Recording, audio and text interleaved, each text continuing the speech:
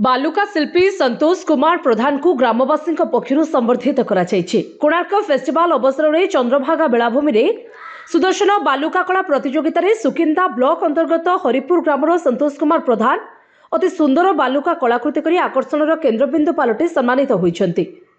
पर से ग्राम में पहुंचवा पर स्थानीय हरिपुर स्थित पीठनिया मां पीठरे रविवार दिन 12टा समय ग्रामर मुरबी मान द्वारा पुष्पगुच्छ एवं उत्तरीय दे संतोष को स्वागत संबर्धना करा जायथिबा देखिबाकू मिलिथिला। नमस्कार, मु संतोष कुमार प्रधान, सैंड आर्टिस्ट, हरिपुर सुकिंदा जाजपुर। कहबे आपण 14तम बालुका कला प्रतियोगिता भाग नवा चंद्रभागा जाइए भाग नहीं सम्मानित आज आप ग्रामवासी उत्साहित हो सम्मानित कौन कहे केते खुशी अच्छा।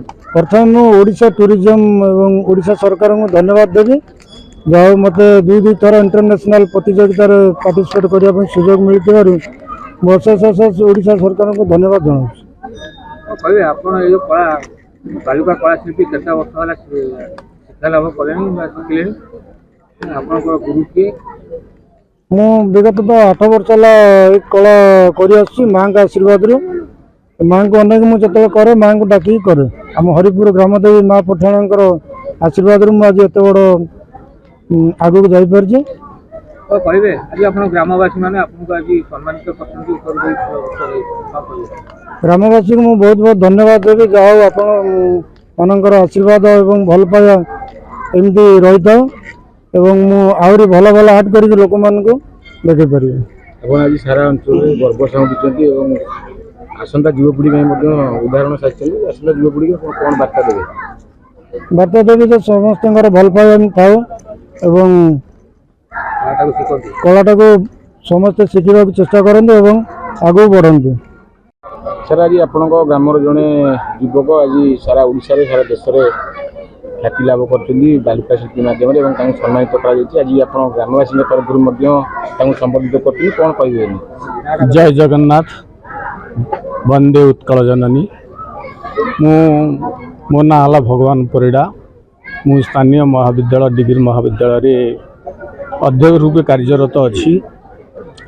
प्रकाश था कि हरिपुर ग्राम सुकिंदा निर्वाचन मंडल रे एक पुरातन ग्राम एक संस्कृति बहन कर एक ग्राम जो कला नैपुण्यता विकास हो यात्रा जगत हो क्रीड़ा हो ये सब जगत रे आम सुकिंदार गर्व टेक रखीछु।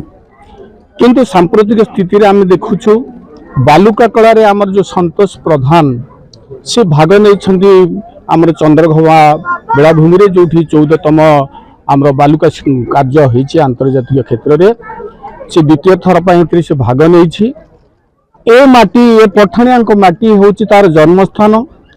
प्रथम ये से बालुका कला आरंभ करिछि विकसित होइछि तार हाथर स्पर्श विकसित होइछि जहाँकि आंतर्जातिक क्षेत्र में आकृष्ट होइछि एवं सेइथिपाई ओडिशा सरकार भारत सरकार तरफ से प्रतियोगिता करिवार सुजोग मिली एवं आम ग्रामवासी को एथि निश्चिंत भाव गर्व अनुभव करूँ।